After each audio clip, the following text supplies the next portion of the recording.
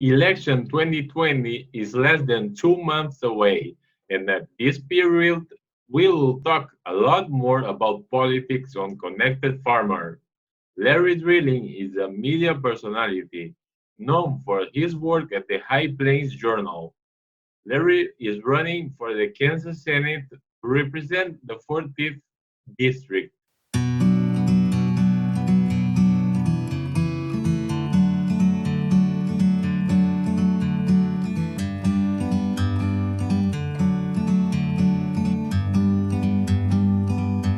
First of all, why are you running for the Kansas Senate? Larry, how are you today? Well, first of all, great, Luis. Thank you for inviting me onto your pod. This is a really neat thing that you're doing, and I enjoy the posts, and it's fascinating to see. I'm running for the state senate for a very simple reason. I'm dissatisfied, like so many other people are, in how our state government is functioning and how it's taking care of our farmers, our ranchers, small business people, our seniors, uh, and anybody else who lives in rural Kansas. Uh, yes, even down to our younger people. We have about 67,000 people living in the 40th district. About 37,000 are eligible to vote. Uh, we are trying to get through this pandemic. We're trying to get through low prices. Uh, we're trying to get through a whole lot of different issues, uh, but primarily trying to overcome a state budget that was squeezed considerably, and it's hurting property taxes. We're seeing a decrease in income taxes that it caused an increase in property taxes. And so what you have are people who are of lower income folks, seniors especially, trying to hold on to their homes because property taxes are too high. So hopefully we can try to reverse all the issues that we had when Sam Brownback was governor, and try to bring back some sanity to our taxation system. And that's Okay, part of my whole.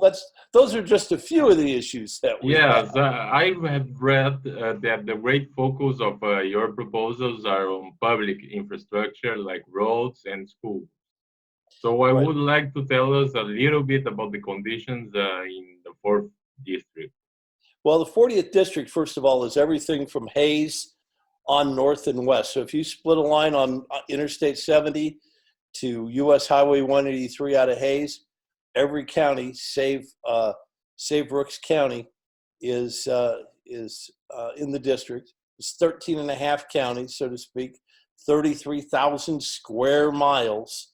It's a lot of miles we're having to deal with. Half the size of the state of South Carolina is the size of the district.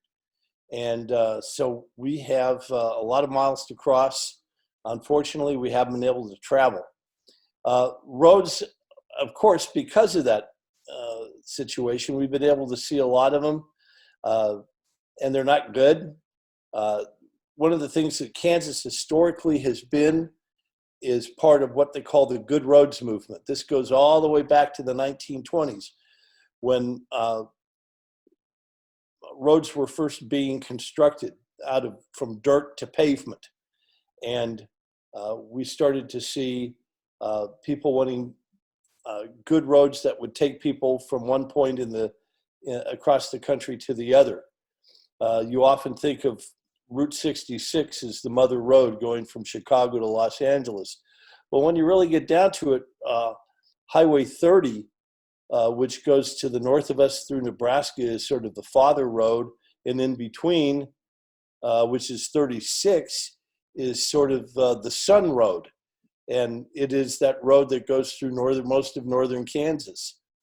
And we've tried to say what is needed through 36, which is still a good old 2-lane highway, but it's got some stretches in there that in the days when Mike Hayden was governor, he was from the town of Atwood, and he made sure his small towns were taken care of, but those things have been neglected in the years since. So we've got to get some of those highways taken care of, those roads that matter from market to town. uh, they matter. And that's the main thing here is that we haven't had people that go to Topeka saying we matter. It's just been a case of, oh, we'll go along with whatever the Senate leadership wants to do, but they don't fight hard enough. And you need somebody in there who can be willing to say, hello, we're here too. And, there's only 7 senators west of Salina and out of the 40. And every one of us in some way has something to take care of and something to step up for. And so that's my thing, is to step up for those folks and say, hey, what about us? And what about the rural schools there? Rural schools, it's really funny. We talk about the urban folks, and they want to have charter schools and they want to have new schools and all the rest of this stuff. What example I have, I have a school that just graduated an entire senior class of 2 students, and out in Weston, Kansas, Weston High School, graduated 2 students, a boy and a girl. And I want to give them as much opportunity. I want to give, no matter how big the size of that graduating class is, we need to give them as much opportunity as we can. The pandemic has certainly altered the way of life for students all across the country. We're using internet and the like. Unfortunately, a lot of our schools aren't fully equipped for high-speed internet. We have the digital divide very much in place in our neck of the woods. We don't have, we barely even have 4G wireless communications in some spots, 4G LTE. We're not going to see 5G for a while. Everybody talks about 5G. It's not going to happen here for a while. So we've got to really kind of put the hammer down and say, hey, again, it's that waving that flag and saying, hey, what about us? We matter too. It doesn't matter whether you live in Johnson County. You could live in Sherman County on the other side of the state, and you matter too. So that's what we're out to do, is to try to be as much somebody who votes up and down on particular issues as somebody who can go to Topeka and start talking about it to a wider group of people. We have a situation out here where I don't think their voices have been heard, and they don't care to listen sometimes. They have this, if you're familiar with Kansas at all, there is this street known as Wanamaker Road. It's the westernmost street in Topeka. It's the westernmost exit in Topeka along Interstate 70. And I think once people get past that Wanamaker Road exit, they kind of get this what I call Wanamaker Road mentality, in that they stop thinking about the rest of Kansas as Kansas. They think of it as, oh my gosh, we're out here in the middle of nowhere. Where are we going to be able to get food, water, and a place to pee between here and Denver? And that's a misnomer. That's something we've got to get out of them. We've got to overcome it from our legislators, people on staff at all the different administrative levels of Kansas. We've got to try to get, and well, it has to happen in Washington too, for that matter. That's another story. But we've got to get people in state and federal governments to think about the rural places, these parts of flyover country. And I think right now that the Republican Party, particularly my opponent, just really isn't thinking about that a whole lot. I saw him last week, and he says to me, "My goodness, what are you going to do here about debates?" And he says, well, I've got 12 circles of corn to cut. I've got all the dry land. I've got some beans to pick. I got wheat to plant. I don't know if I'm going to have time for you. And I thought, what an arrogant jerk. The guy hasn't even done upped his website in 4 years. I think we need to just sort of, this is a guy who just sort of thinks, my goodness, I can just walk right in and win another term. I'm working as hard as I can with the limited resources and the limited ability to go out and visit people. I should be knocking on doors today. I can't be doing this. This is not the way you do campaigning, but in the age of COVID, this is what you do. And you mentioned about the resources. I would like to hear about your stance on Texas. Kansas is Okay. the home of the brown bag experiment. The So exper- that was tell an us about experiment. your opinion about that, and how which is your approach on Texas? Well, the experiment was a total failure. I felt Sam was behaving more like Frankenstein, and the experiment was a monster. Uh, we needed to get that out of the way as quickly as possible. The courts have decided how to go on education, and we funded education, but we still have a ways to go on getting our structure taken care of in terms of income taxes, property taxes, and sales taxes. The first thing we need to do is we're going to have to, yes, increase income taxes on the very rich. That's just all there is to it. We're going to have to go back and get rid of those brownback tax cuts that made Charlie Koch down in Wichita real happy, and the Kansas Policy Institute and all these kinds of people that were proposing it and shoving it down the House and Senate members' throats with the fear of saying you're going to lose an election if you don't. We'll back another opponent if you don't go our way. Well, I'm not afraid of Charlie Koch. I'll tell you that right now. Charlie Koch. My father sued Charlie Koch over 30 years ago on an oil well pipeline break, and it destroyed our water well situation. I'll sue Charlie Koch. I'd meet Charlie Koch head on. I'd meet him in a debate at the Trigo County Courthouse steps right here, right now. I'll face him in the alley, in the street, anywhere I find him. I'd debate Charles Koch right here, right now. Oil slick Charlie isn't going to get away with me one damn bit. He doesn't scare me at all. Oil slick Charlie, I'm coming for you, Charlie. I'm coming for you. That's what I'm going to tell you right now. And I've got no qualms in saying it, none at all. It's personal with me. It's business and it's personal, and it's hurting a lot of communities out here because these poor folks out here that are homeowners, they scrimped and saved their whole lives, and they're getting beat up on property taxes. The other thing I do is go all the way back to the 1960s, early 70s, and impose a good old-fashioned Bob Docking property tax lid. That way that none of these counties can go and jack these property taxes up. That way it'll force the state to increase the income tax on other people.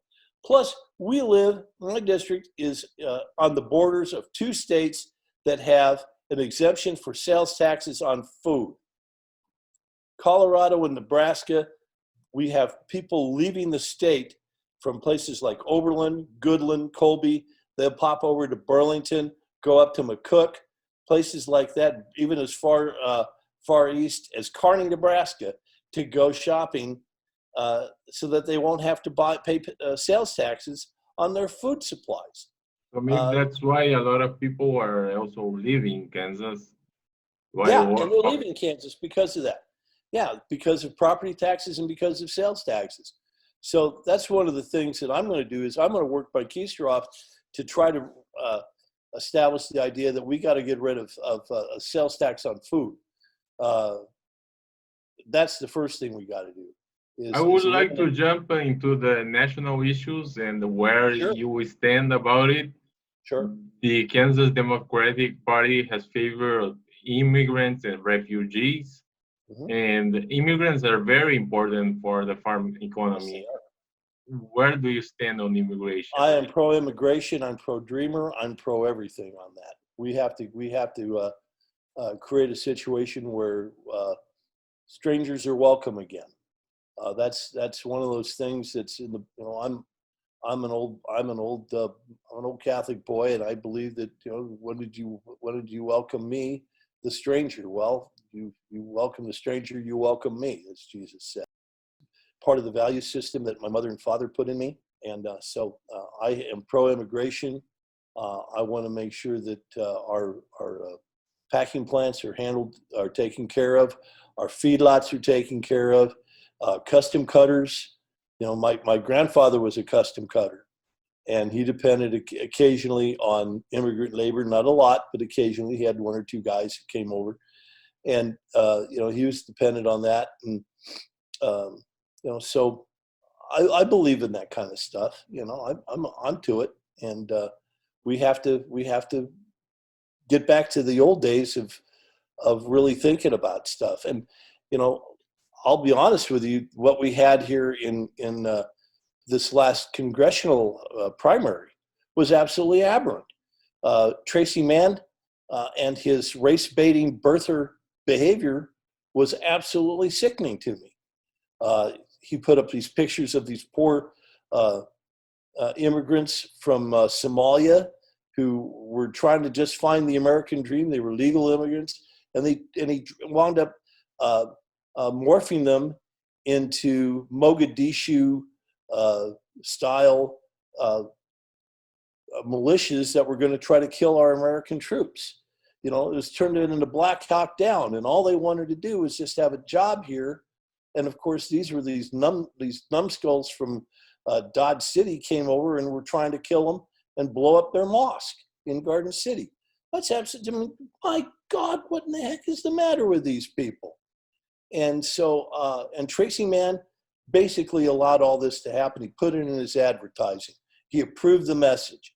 And as far as I'm concerned, Tracy Mann is a horrible candidate, and you shouldn't even vote for a race-baiting birther. That's all he is. Just on the fact of that, you ought to elect Callie Barnett.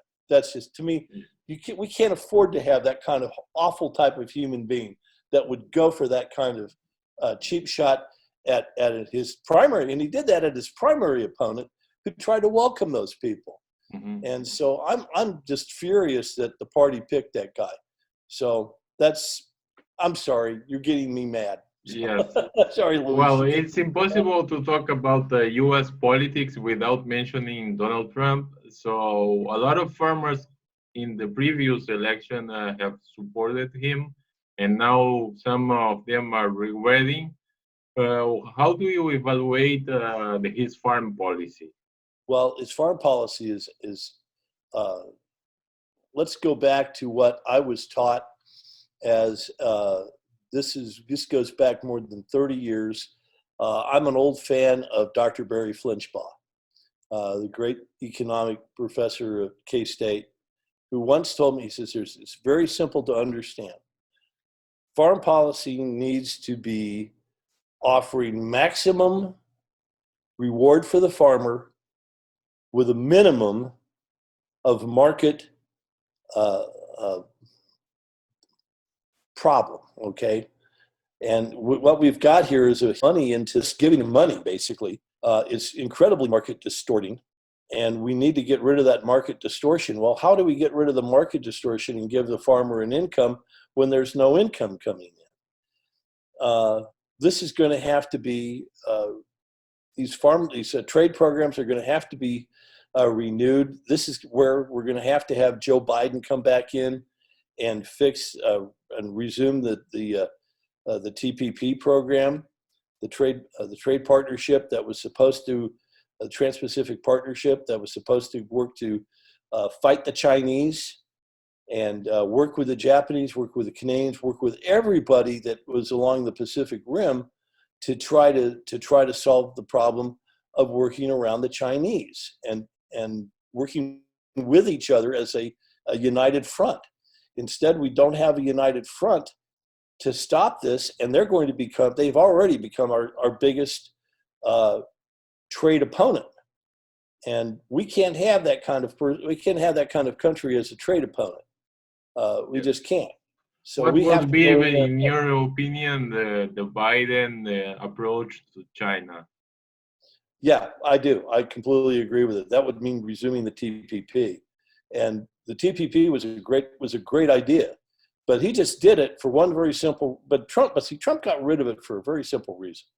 It had the Obama label on it, and Trump's a racist. We know he's a racist. Just say it, he's a racist, and so he just did not want to give that man any kind of victory. So any way he could steal a win from him and take something away from him, and any kind of legacy that was positive, And if you talk it up enough, you can make a lie the truth, and you can constantly lie and lie and lie like he has, and you can make it into the truth, and people will believe the truth. They're so desperate for anything that they'll believe the truth. You just hand them something. When times are bad, that's what happens. And I'm enough of a student of history to understand that. Unfortunately, not a lot of people are students of history, and